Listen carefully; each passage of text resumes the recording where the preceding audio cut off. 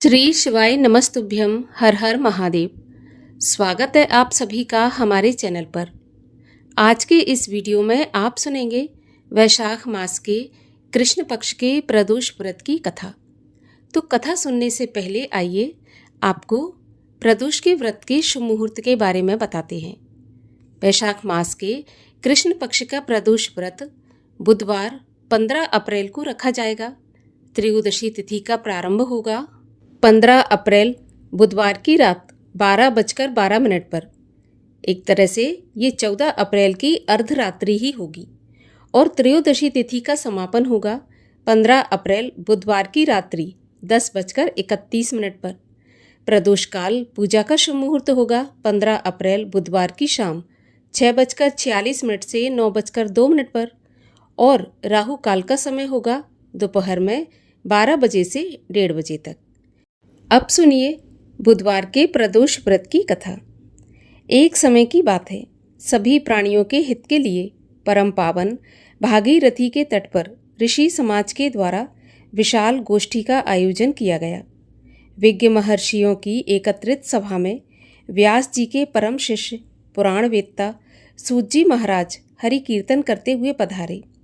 सूत जी को देखते ही शौनक आदि 88,000 ऋषि मुनियों ने खड़े होकर सूत जी को प्रणाम किया।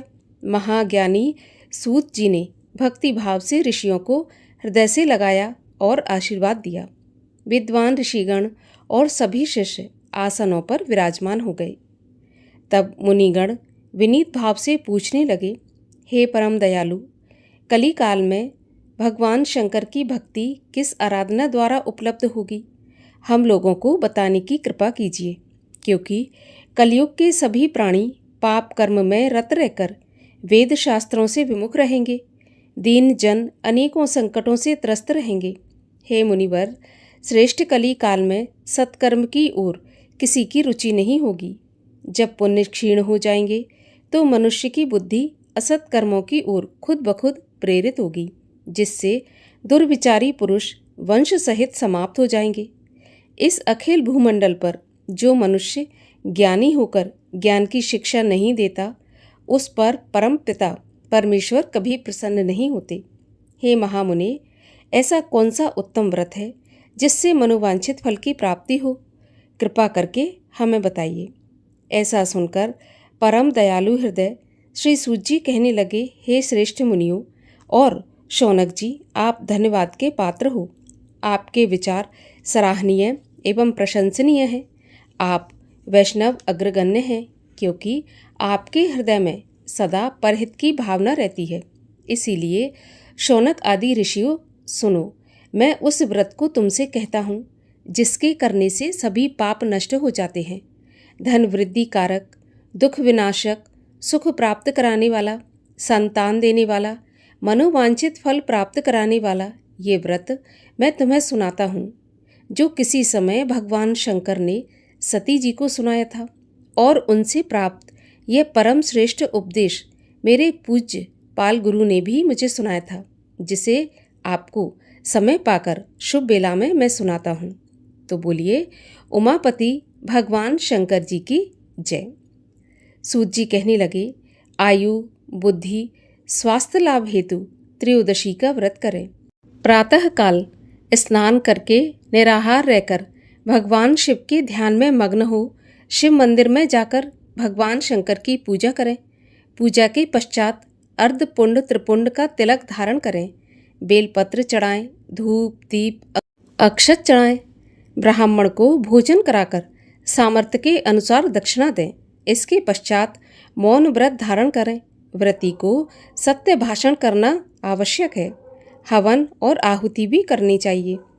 ये व्रत सभी मनोरथों को पूर्ण करता है।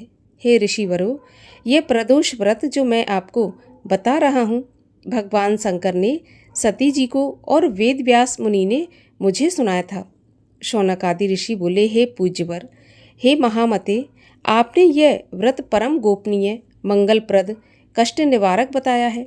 कृपा करके ये बताने का कष्ट करें कि ये व्रत किसने किया और उसे क्या फल प्राप्त हुआ।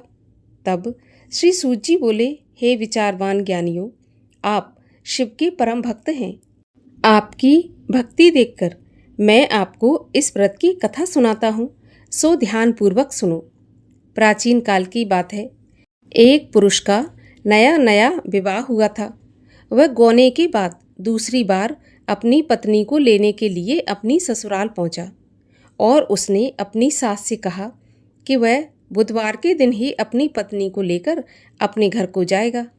उस पुरुष के सास ससुर ने, साले सालियों ने उसको समझाया कि बुधवार को पत्नी को विदा कराकर ले जाना शुभ नहीं माना जाता, लेकिन वह पुरुष अपनी जिद से टस से मस नहीं हुआ। तभी विवश होकर सास ससुर को अपने जामाता और पुत्री को बड़े भारी मन से विदा करना पड़ा। पति पत्नी बैलगाड़ी में चले जा रहे थे कि एक नगर के बाहर निकलते ही पत्नी को प्यास लगी, तो पति लोटा लेकर पत्नी के लिए पानी लेने गया। पानी लेकर जब वह लौटा तो उसके क्रोध और आश्चर्य की सीमा नहीं रही, क्योंकि उसकी पत्नी किसी अन्य पुरुष के लाए हुए लोटे से पानी पीकर और उससे हंस हंस कर बातें कर रही थी। क्रोध में आग बबूला होकर वह उस आदमी से झगड़ा करने लगा, मगर ये देखकर उसके आश्चर्य की सीमा नहीं रही कि उस पुरुष की शक्ल बिल्कुल उसी आदमी से हूबहू मिलती है। हम शक्ल आदमियों को झगड़ते हुए देख काफ़ी देर हो गई और वहाँ पर आने जाने वालों की भीड़ लग गई। सिपाही भी वहाँ पर आ गए।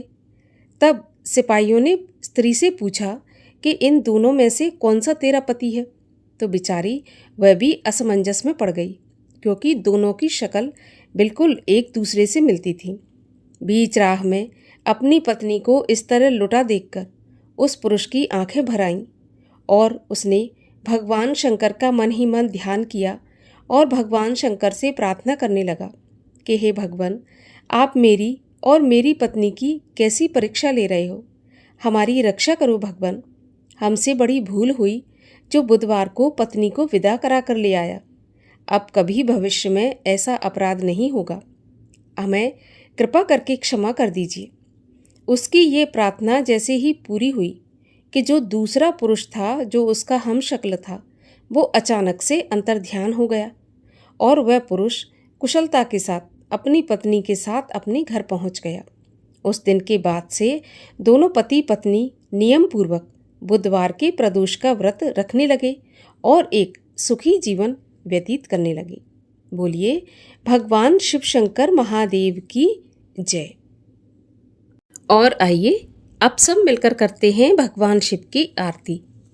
ओम जय शिव ओमकारा स्वामी हर शिव ओमकारा ब्रह्मा विष्णु सदा शिव अर्धांगी धारा। ओम जय शिव ओमकारा एकानन चतुरानन पंचानन राजे हंसासन गरुणासन वृषवाहन साजे। ओम जय शिव ओमकारा दो भुज चार चतुर्भुज 10 भुज ते सोहे तीनों रूप निरखता त्रिभुवन जन मोहे।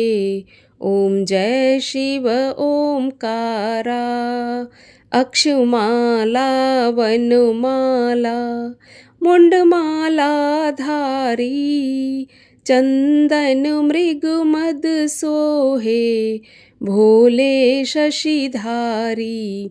ओम जय शिव ओमकारा श्वेतांबर पीतांबर बाघांबर अंगे ब्रह्मादिक सनकादिक भूतादिक संगे। ओम हर हर हर महादेव। करके मध्य कमंडल चक्र त्रिशूल धरता जग हरता जग भरता जग पालन करता।